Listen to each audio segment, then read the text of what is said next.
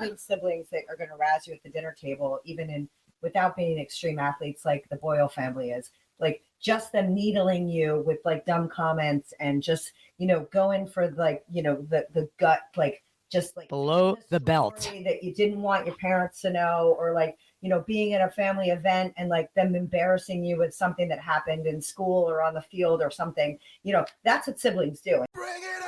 Welcome to Girls Gone Gritty. I'm Farley Boyle. I'm Darian Boyle. And I'm Jennifer Berenius. Collectively, we're two sister-in-laws with our bestie. We don't just talk, we do it. Day, night, mountain, beach, and city. Get ready as we bring gratitude and attitude to everything we do. We jump in head first, unafraid, and we're all in all the time. We bring it on and get it on each week, diving deep into authentic, unscripted conversations on just about everything. So, let's get gritty. Bring it on. Bring it on. Don't wait until tomorrow. Hello, everyone, and welcome back to Girls Gone Gritty. Thanks for listening. We've had so many fun topics, and today we're going to talk about birth order. Now, I am one of 5 kids, falling right in the middle.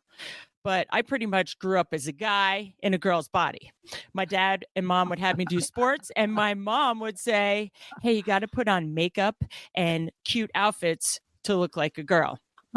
And being number 3, yes, I am a middle child. I am a middle child in all facets. I get beat up by my older brother. I would beat up my younger brother. So growing up as a family of 5 with brothers, you learn to play the hard way, or you're sitting on the sidelines with makeup and pom-poms is something that I didn't do. Now, girls, you have an interesting mix as well of your birth order. Tell me about it, ladies. Well, I am one of 3, and I fall as the oldest of the 3. I have a younger sister and a younger brother. And my role in my family has always been like taking leadership and, making sure everybody's good and everything's okay, keeping the ducks in a row. And it's interesting because my sister was 2 years younger than me, and we were always a little bit in competition in sports and life and a lot of things. And I'm sure she felt, as a girl coming behind me, a little bit in the shadow. And only because, teachers knew you and people knew you because you forged the path. My brother, on the other hand, who is 5 years younger than me, 3 years younger than my sister, he kind of was able to beat to his own drum as far as I was concerned, because that 5 years when you're young, you're kind of like in your own world a lot. But it had a lot to do with that. And now Farley, it's interesting. We're all odd number of family members. I was me, myself, and I. So I would like to say that I was 3. But I was really an only child. And as my husband, Darian's oldest brother, okay, Darian has 2 brothers before her. And then she was like the prize angel that was born because her mom got a girl. But they always refer to me as Farley from Mayberry because I can do anything I set my mind to, because I've always been told that I'm the best, or I am so equipped and I can do whatever I put my mind to, because my parents had a lot of extra time to just dote on me. Now I have 3 kids, so I feel like I understand birth order, because each one of mine really, like my firstborn is a leader and she's totally a firstborn. My thirdborn is getting away with more than everybody else used to, and she kind of just goes with the flow. And my middle child is totally a middle child. But I laugh because Darian has an only child now. I know, which is the funniest thing, because I grew up and I said, oh my God, I will always have 100 kids. I was have 100 kids. Well, the reason is because growing up with 2 older brothers, you can't have a date. My brothers would beat up anyone that ever tried to talk to me or talk to my sister, Michaela. She was my younger sister, Michaela. She's 8 years younger than me and has always been way more mature than me. I mean, she is my older sister. The questions, the advice I used to ask her, she's like, are you serious? Like, you're 23. I'm like, well, how do I do this? She's like, oh my God, you are such a loser. But yes. And the reason I only have an only child is because I started having kids when I was 44, because literally. Because she didn't want to put her tambourine down. Never want to put my tambourine down. But the best is because I loved my brothers. Anything they did, when you grow up in a big family, you always have someone to play with. You always have someone to go out with, do a sport with. And literally, my brothers were my best friends. I idolized them. I remember one day I got this really amazing pair of purple Doc Martens. Now, I wanted to be just like my brother Pat, who Farley's married to. And I'd follow them around, and I was always there and always with their friends. So I got this pair of purple Doc Martens. I thought I was so cool. I wore them. He looked at them. He was like, "Oh my God, what are those?" Well, needless to say, the next day, there was only one Doc Marten that I looked for a freaking year. I looked for the purple Doc Marten. One day I just looked at my mom. I started crying. I'm like, "Where is my Doc Marten?" And Pat goes, "I threw it away last year, sucker." Hello. You got to have skin like a rhino growing up as a middle child in our family. Oh my God. Well, an only child, let me just tell you, is annoying because the chore list is all on you. Okay. So I would get up on the weekend and be so psyched to go to the beach and go do whatever I was going to do. But my parents worked. They owned a landscaping nursery produce, big giant animal that was open 7 days a week. And it would be, okay, you've got to do the laundry, you've got to mow. Back then, it was like a riding mower, and it was too thick of grass to catch it in the bags behind. So I had to rake it afterwards and put it in bags. And I was there was no siblings to help me. And if anything ever went missing in the house, it was on me. And I mean, it's not all it's cracked up to be. And they just are hyper focused on you. So there's no room for error, and you can't really get away with much. So, I don't know. It's like it's a double-edged sword. It's an amazing situation, but it's also, you are on the hook for pretty much everything 24/7. Well, yeah, because I know I have 4 boys, and in my household, it's always point the finger the other direction. It wasn't me, and there's no way to know who did what because it really could have been any of them. So that is a complete challenge. And I always think about the fact that I equate everything to sports like you guys do. And I think about like parenting multiple children. Everybody's like, "Oh my God, how do you handle 4 boys?" I'm like, it's zone defense. I'm like, it's always zone. I'm like, there's 2 parents. So we got to at least take 2 each. Or maybe somebody's got 3 and somebody's got 1, depending upon the ages, because my kids are 10 years apart. I'm like, and then if I back that out, so the difference between 3 and 4 was like no big deal.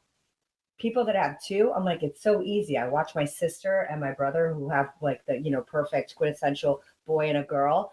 And like the mom takes the daughter, the dad takes the son largely. And sometimes they change it up because they're good like that. But that's super easy. So I look at people that have 1 child D and I'm like, you're 2-on-1 defense. Like, that's like, you're like, I got this beyond. It's insane. We're one-on-one. We definitely have Dee Dee. She has Jeff, my husband, wrapped around her finger, and gets a lot of what she wants. But the good thing is she has lots of cousins. So Cross, her best friend, my sister's son, she idolizes, and they go play sports together. So it's like she's growing up with other brothers and sisters. But growing up as a middle child, being the only girl, is when my brothers were younger, I had to cook, I had to clean, I had to make 7 sandwiches a day. I was always my mother's helper. But the good thing and the positive side of it is, once again, I always had someone to play with, and I learned to play the hard way. I mean, literally, we had a squash court in our house, and my brothers would say, after school, I'm like, "All right, let's go." And they're like, "Okay, you can go, just jump in the goal." What would they do? Shoot slap shots at my head with their hockey sticks. And if you didn't have your eyes open, you'd get hit in the head with a puck, and then you'd learn, oh, okay, I really got to block it. I mean, that's how we learned. Oh, yeah, let's go play football. And then they drive a football at your head. So that's how you become a good athlete. I remember skiing at Camp Gaw. I was 10 years old, and 5 of us go skiing. Michaela was, I think, 2 at the time. And my brothers were like, "All right, come on." My mom would just let us all go.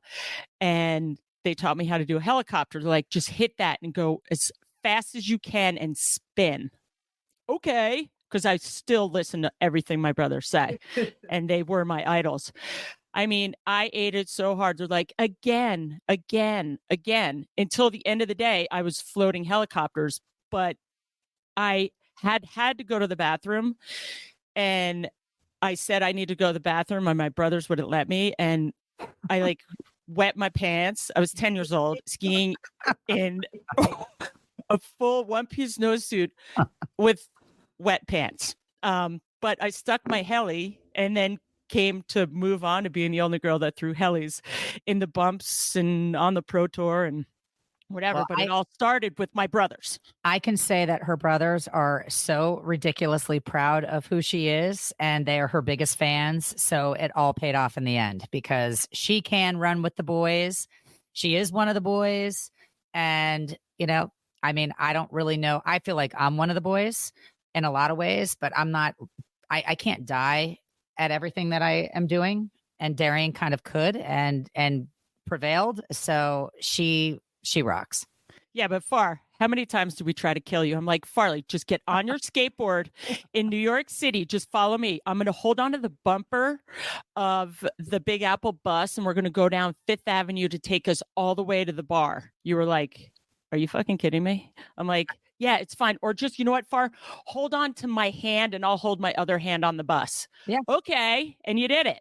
Well, I started very late, and then I would have they have different terms for everything. And I would get was it sewing machine leg? I'd get the wobbles because Yes. I'm not a crazy skateboarder. And I got my first skateboard when I was in my 20s, and it was a gravity cruising board. And that's how we got all over New York City. But she would go fruit boot, which is what she called rollerblading. And, she would want to go fruit boot Central Park. And I'd be like, all right, this is a good time for me to work on my skateboarding skills. And then I would get, sewing machine leg because you're literally standing on your right leg and pumping the whole time with your left leg. And at one point, I remember my life flashing before my eyes. I hit some divot and I shot my skateboard out on the highway.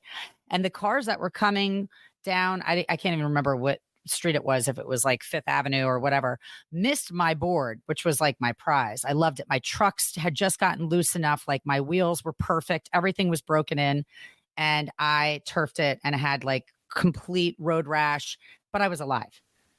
But I jacked up my body trying to keep up with these lunatics. And it was oh, Farley, the only child. Oh, that's right. You didn't have brothers and sisters to play with. Meanwhile, I played with all the boys in my neighborhood, and I am tough and I am gritty. I just wasn't as skilled as these lunatics. Wow. Having siblings that are going to razz you at the dinner table, even without being extreme athletes like the Boyle family is, just them needling you with dumb comments and just, going for the gut, just below the belt that you didn't want your parents to know, or being at a family event and them embarrassing you with something that happened in school or on the field or something. That's what siblings do. And siblings, can bring you down as they elevate you. But it definitely is interesting when you watch them grow up. Like I was saying about my brother, we were, not tight growing up because I'm 5 years older than he was. And I was in a point in life in high school and he's still in middle school. And, we're always close. But now that 5 years has gotten so small, and he's one of my best friends. And we look back on things that we did to one another and we just laugh because it's made us who we are today. And I think that, talking about birth order and the grittiness and allowing the kids to do what we did and allow them to needle each other, not have everything be so perfect, and acknowledging the fact that, the middle child bears a lot of weight. You guys have thick skins compared to only children, but I did learn how to become a ball breaker being in the Boyle family. And let me tell you something, I can go below the belt now with the best of them. And that's the thing that was interesting. Oh, Farley, she's so sensitive. Even my husband, he would look at me and I'm like, you are desensitized to psychoticness. I mean, they would get so mad at each other that Pat would look at Shane or Brucey and say, yo, bro, go kill yourself. And I'm like, ah! And then 2 seconds later, they're high-fiving and going to the Parker house for a beer. I'm like, who says that? That's how we grew up. We didn't go, and if you got in a fight, argument, you like don't go talk about it. You're like, fuck you, or Matt, you. And then, hey, let's go drinking. Or, I once got in a fight with my brother Bruce. We were in Vermont and it was over a CD. Where's my favorite CD? It's my favorite one. I want it. I don't have it. Yes, you do. Well, I took one of his Sorels and I launched it behind our house. He got so mad. And we found the Sorel in the spring. I have been in a wrestling match with my brother Bruce. What's with you guys in the shoes? I think we were, whatever it was, we were in an argument. And then we were in a bear hugs, wrestling on the floor of our brick floor at the beach. And my mom was you that came in and squirted us with the hose outdoor, like wild dogs. Oh my God. But it makes you gritty. I mean, their stories are endless. You got to have some grit. Well, and it makes you who you are. And the fighting actually, I'll say, my boys don't fight because I think also not only does birth order have something to do with it, but how closely your kids line up. I do think the closer they line up, the more competition there is. For sure. Attention from parents, from, roles in school, things like that. So my kids are 3 years apart. So there's not a ton of that, fighting. But my husband and his brother, they tell stories. Now my mother-in-law denies all of this, but where they literally, my husband literally knocked his brother out, and they're best friends now because he was grabbing him and throwing. Sounds familiar, doesn't it, Dave? And throwing him down, and I don't think it's a bad thing that that doesn't happen anymore, but I also don't think it's a good thing that you can't get physical because I'll tell you, boys are physical. They need sometimes to just let that all go in order to feel better and figure out what the hierarchy is, because that's really what we're doing here, right? We're trying to figure out where we line up. Well, I have 3 girls that are 2 years apart. And let me tell you, it is so funny because Mackenzie, my oldest, and Chase, 2 years younger than her, they're competitive because they do everything the same. Mac is a little bit more of a girly girl. She likes her products. She likes, her gear, whatever. Chase is just, Chase. She just doesn't really, she's not dramatic. She's not going to get all wrapped up in any kind of BS. She's just literal. And then you've got Abby, who's my space cadet. She's just the funniest kid on the planet. She's so chill and they get a kick out of her. So Mac and Abby are thick as thieves because Abby looks up to Mac, her biggest sister, and they're not in a competitive place with each other. So they have a really special relationship. COVID allowed Abby and Chase to be at the same high school together, but at home. So they were going to school together, which never happened. Mackenzie went to a Catholic school, but Abby and Chase got to actually go to high school together, play on the same sports teams together, even though there is a 3-year difference in school because I held Abby back a year. So there's 3 years between them. And the bond that they have is so different because they're in each other's social circle a little bit and, had a lot of just interaction. But the Mac and Chase situation is interesting because they love each other so much, but they're both playing D1 lacrosse at different schools. And, Mac wants more than Chase is willing to give sometimes. And Mac is an emotional person and she is connected and she wants to talk it out. And Chase is just I have no time for the mush part of a communicating, just trying to figure things out, whatever. But that's birth order, And then in addition to birth order, which we won't cover today, but we've touched on lately, is also what their signs are and where they fall, as well, those two are Geminis. Gemini. They both have 2 different sides to them for sure. Might have a little to do with it. So there's a lot more to it just than the birth order is all I agree. No, for me, I mean, look, my brothers and my sister are my best friends in the world. Sunday dinners, we still have Sunday dinners when we can. And the people I want to be around the most, if I want to go have the most fun time that I could possibly have are like my brothers and my sister. And of course you, Farley, thrown right into there. And that's what I love. You grew up, and Jen, duh. But like I have my- sisters and brothers now. Yay! like my family's my life, and I love it. And I your love them. cousins. You have Yeah, epic and- cousins. And my cousins are so fun. And it's like, I even decided to go to college with my brothers. So I just always wanted to be around them. We partied in New York City. I mean, my favorite day of surfing is when my three brothers are out there and I'm out there, and it's a giant day. And they're like, yeah, it's fine. I ask them on super big days still, hey, do you think I could paddle out? They're like, yeah, it's great. And you get out there, and I feel safe. I know they're with me, even though they brought me out to 15-foot swell, like with the hurricane, but I know they got my back at all times. That's the best thing. Of course they do. And then, but they want you to test the limits because they want to see how you can stretch. Like that's the great thing I think about a good sibling relationship, whether it's a family that you've married into, and or friends that could become family. Right. What you really want is your siblings, and your birth order is meant to give you some characteristics that you can identify with, but then also test to see what is possible for you, right? Yeah. I love the challenges of family when it comes to knowing the dynamics. And one of the stories that Farley knows, and it kind of is like totally who I am, is that I decided through music, which we'll get to that episode too. I was listening to the radio with my son Shane in the car at one point, and Cat in the Cradle came on, and all of a sudden I was like, I need to get mom and dad a cat. And he's like, what? I'm like, they had a lab. She was coming to the end of her life. I knew it was going to be a difficult transition. So I was like, I think we're going to adopt me, mom, pop up a cat. And he's like, really? And I'm like, yeah. And he's like, well, what do you think Aunt Susie and Uncle Jeff will think about that? I'm like, I'm not asking them. He's like, wait, what? I'm like, well, I don't want them to say no. This is a good idea. I'm going with it. So I called my extended family, my friends, Farley and some other people. And I said, I think I'm going to get my parents a cat. And they're like, that's a great idea. So lo and behold, I end up going to the ASPCA. I adopt this cat with Shane.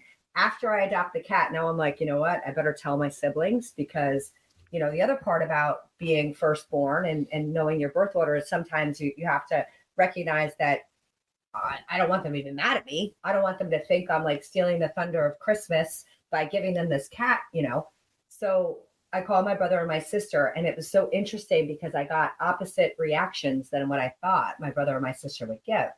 I thought my sister was, because my sister, now little asterisk, she was dealing with a cat who was not doing well and ended up eventually dying, but she loves cats. She was coming from that place. My brother was like, that's the best idea ever. So lo and behold, we get this cat, and then I decide that we're going to give it to him from the grandkids, because I'm also being strategic where I'm like, they can't be mad at the grandkids. Yeah. Totally. My dad will be like, wait, what? Which he was. And now this cat, his name's Darwin, Charles Darwin, which makes so much sense for my scientific father. It's insane. Totally. And that was his adopted name. We didn't change it. Have this beautiful cat. And my siblings are both like, Jennifer, that was amazing. I'm like, yes, trust your gut. It all works out. The oldest has to make some decisions sometimes. So my parents have a cat. Oh, well, let me tell you about our cat story. One of the many. No. So It involves my husband again. yeah. So I love animals. My mom, we were lucky. We got every animal under the sun. You name it, we had it. It died, went through it at the other, whatever. So I have this cat, Bonkers, and Bonkers was, as you would think, Bonkers. And I had a cat called Tabitha, a Persian, beautiful like cat. And I'd say it would need biscuits. It'd come over and it'd purr and like rub on your legs. And I loved Tabitha. Every time I saw it, I held it tight. And my brothers didn't like Tabitha. So one day I come home and I heard my brother was having their senior in high school. They were having a party after graduation, we lived in Montclair. We're going to the beach, and I was so excited. I had gone for a bike ride on my trek and rode as fast as I could, pull in the driveway, hit a patch of sand, and I'm in toe clips, fall down, cut my face, cut my elbow. I'm like, oh, I'm just so hurt. I go inside. I'm like, where's Tabitha? Where's Tabitha? Mom, where's Tabitha? And then here's Pat, and he has this grin on his face, and he took off. Where's Tabitha? Come to find out that my little kitty cat Tabitha, he was over it because it went to the bathroom in the plant and threw it on the Seagirt police station, threw it in there on one of the patrollers, never to be seen again. My cat Tabitha went bye-bye. Thank you, Pat.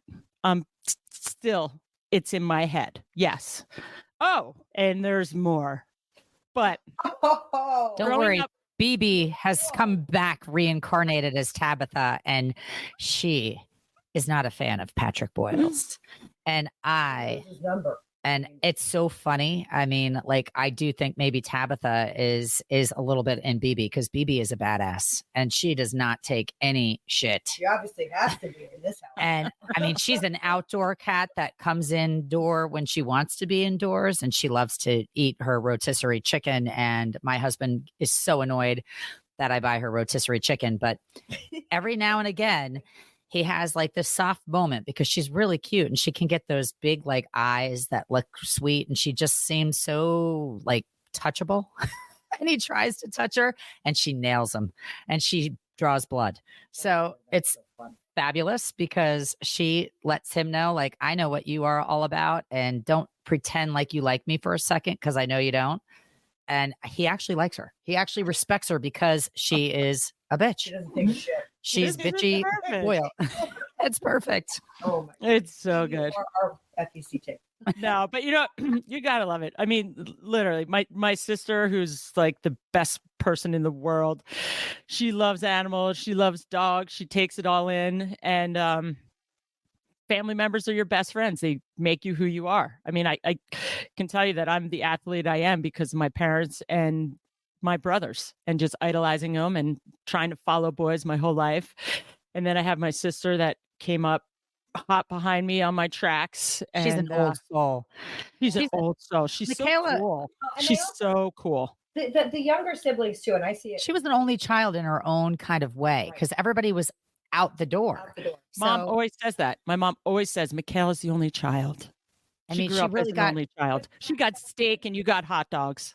Oh, really? Thanks, Mom. That's true. And that's why she was so, like, she's a conversationalist and comfortable with adults because she hung out with adults and you guys weren't in the mix. So she had to hold her own. And she had to grow up, and she grew up faster. I mean, I see it, like I was going to say with Nate, is that like he's being exposed to things like Abby, you know, and like Michaela, that I wouldn't have exposed my oldest Jack to because I wasn't in that universe. It wasn't like I'm consciously choosing to have him not have those experiences. By design, he's not going to have those experiences because he doesn't have an older sibling. Nate has 3 older siblings. So I would be completely remiss to think that he's going to operate the same as his oldest brother. He's absolutely going to take some risks, but he's smarter about taking some of the risks because he's seen what works and what doesn't, you know? And then the other crazy part I think about like siblings and birth order is that when you have things that align where Nate has so many friends, but again, my youngest has so many friends where he lines up with also the youngest. So he's in a whole pool of kids that have a ton of older siblings. So the emotional intelligence, right? That's what Oh, we yeah. call it. The social intelligence is like operates up here. Oof. Where, like sometimes you're like, okay, the actual intelligence needs to catch up a little bit because you guys are not like you're just not there yet. You're They've so been close. exposed. They see, they know, you know, it's Yeah. like, I had no clue. I mean, I was exactly what I should have been. You know, I was very sheltered in a lot of ways. I was very like, I don't even know how to explain it. My parents were strict, really strict. And that's why I kind of think like I am a strict parent, but I'm not. I'm strict with like morals. We've got a moral compass at our house, but I also am realistic and I'd rather have them experience things here before they go out the door. I went out the door and became a little bit of a lunatic because I was too micromanaged. That's how she came to me. And that's where Darian and I became. We had a lot of fun and she showed me the way in a lot of ways, which is so funny because I didn't know I had a wild hair and I didn't really know who I was because I was Farley, the only child that had a parent. My mom was a teacher. My dad was like an aeronautical engineer, and they both, kind of retired and started this mom and pop shop so that they could see me grow up and be a part of everything that I was doing. So I didn't know who Farley Boyle was. Farley had to get straight A's or really good grades, and she had to be a super performer on every level in every direction. And I went to college and I still had to be, a performer because I was on an athletic and an academic scholarship. And so I had to still like play by the rules and be the goody two shoes that I was raised to be. And then I graduate and I'm finally like on my own and I'm like, who is Farley Snow? Well, I found out really quick because the people that I was attracted to or that were attracted to me are like lunatics and they're my favorite people in the whole world. So the flavor that I have in my back pocket with my people shows me exactly who I am. And I've had the greatest of times and, trial and error and, really like navigating. Luckily, I was an adult. I had graduated from college and I could start making decisions. I wasn't making scary decisions when I was 12, 13, 14, 15. I was like a goody two shoes, but I was making decisions later in life that I wanted to for me. And thank God I don't have like an addictive personality at all because I didn't ever get into a situation where I couldn't retreat or, so I experienced a lot and I'm very grateful for that. But yeah, and sometimes only children don't really know who they are until they have time to kind of get out of the nest. I was the only girl for a little while until we had Michaela. So it was the best experience of being a boy and a girl mixed into one.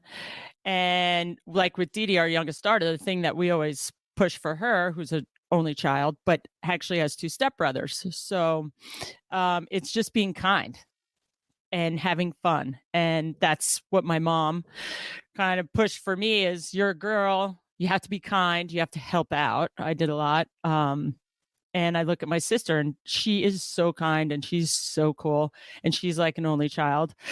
And we all push ourselves in everyday life. And you always have someone who's your best friend to call. And Farley, God, did we bring you over the coals and throw you right into the mix? It's just so even fun. Surfing. I mean, you name it.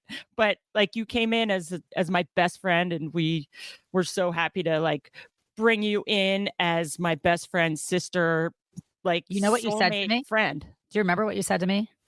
At one point, so many girls came into Darian's life because she had three really cute brothers, and everybody liked her brothers. And they're so cute. And they're still very cute. And, at one point, Darian and I realized like our friendship was just so solid. I mean, we just enjoyed each other so much and we just didn't want that to end. And she's like, okay. The very first thing she said to me when she very first met me, which I said in another episode, was, "You're going to marry my brother." And she was spot on. But as our relationship blossomed as besties, she said, "Please don't hook up with any of my brothers. I don't want to lose you.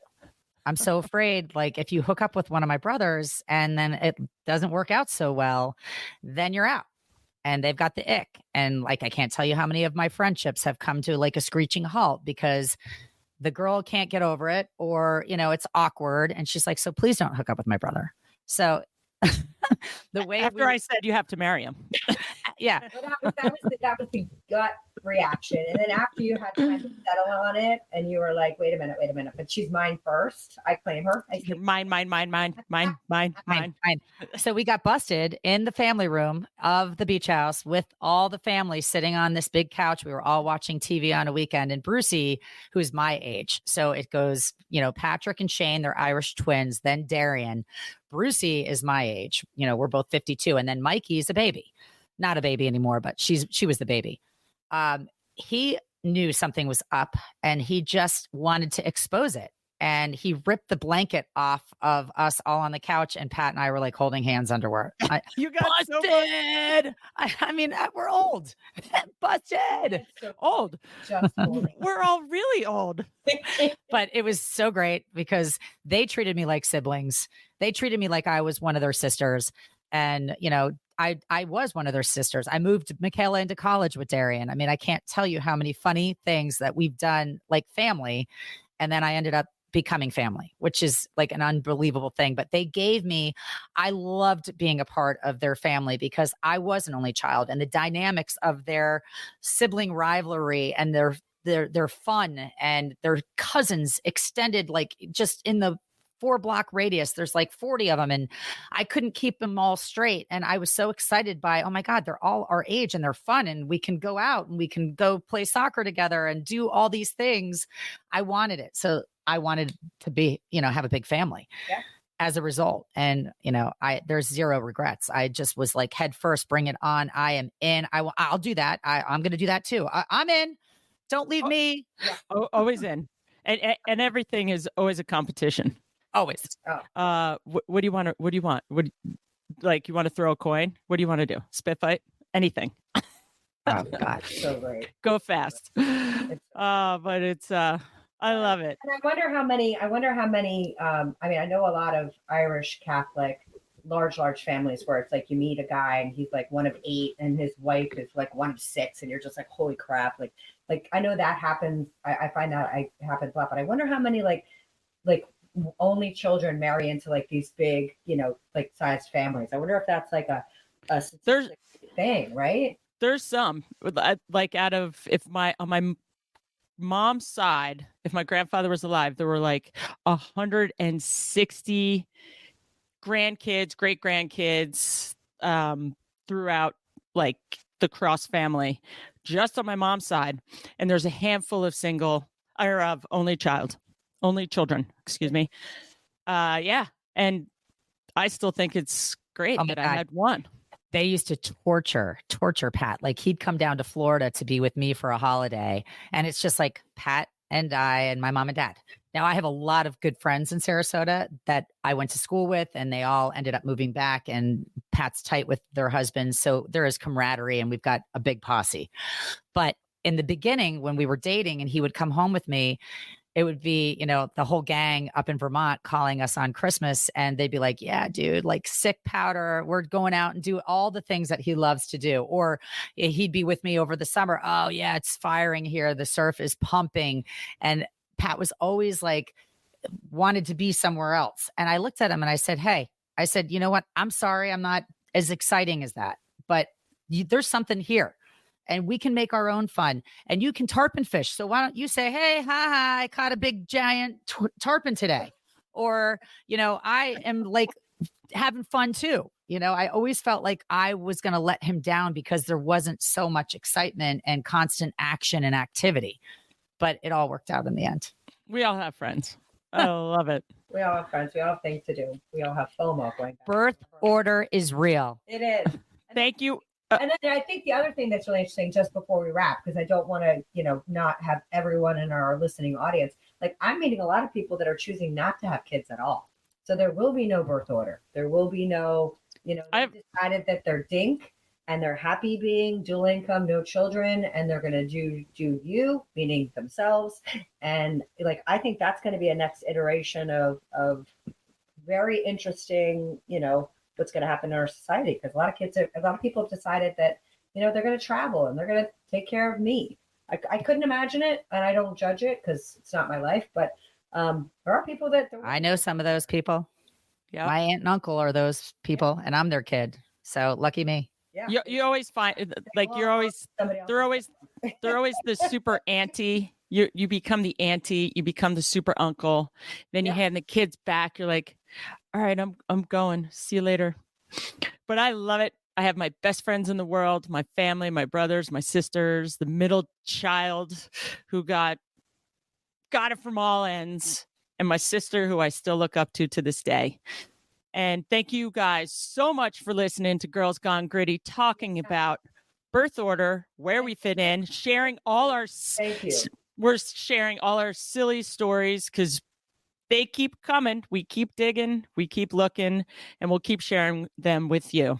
And we'll give a shout out to those amazing parents that we all have that brought us here to this beautiful place on earth. And we're so blessed to have the people in our life. So just that as well. I want to say thank you. Peace out. Tune in next time. Girls Gone Gritty. Until we meet again. Thank you for tuning in to another episode of Girls Gone Gritty. You can check us out on Instagram and Facebook. If this episode hits home, share it with someone who needs to get gritty. The 3 Gs, we'll see you next week. Peace out.